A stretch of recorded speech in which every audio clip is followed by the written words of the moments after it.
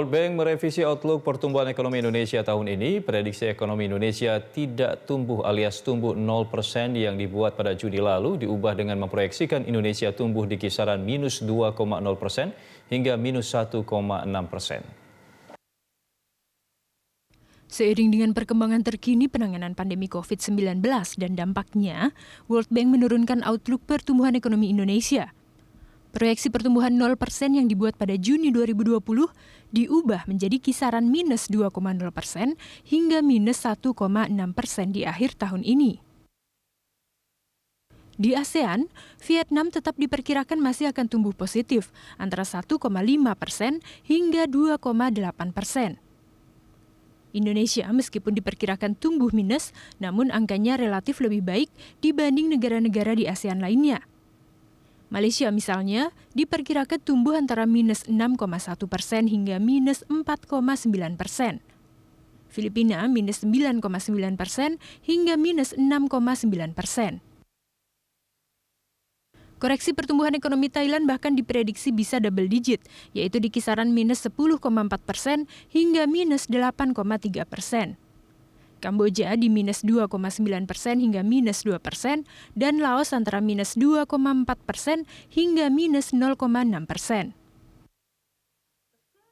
World Bank menyebut bahwa pandemi COVID-19 membawa 3 lapis goncangan, yaitu pandemi itu sendiri, dampak ekonomi seiring upaya penanganan pandemi, serta resesi global. Ekonomi di kawasan Asia Timur dan Pasifik diperkirakan hanya tumbuh 0,9% tahun ini, terendah sejak tahun 1967. Indonesia dan Filipina masih menghadapi ketidakpastian karena belum berhasil mengendalikan pandemi. Meski diuntungkan besarnya populasi usia muda, namun kedua negara terkena dampak besar seiring banyaknya sektor informal serta tingginya ketimpangan ekonomi. Ekonomi Tiongkok dan Vietnam sudah mulai masuk fase pemulihan. Sementara itu, Malaysia dan Thailand meski disebut sudah cukup berhasil mengendalikan pandemi, namun pemulihan ekonominya akan sangat tergantung pada kondisi eksternal. Di sisi lain, Kamboja, Laos, dan Mongolia disebut cukup rentan atas resesi global, meski dampak COVID-19 tidak terlalu besar dan hanya menerapkan lockdown ringan. Selain risiko infeksi COVID-19 masih ada, ekonomi ketiga negara tersebut sangat bergantung pada pariwisata, perdagangan, dan pembiayaan eksternal.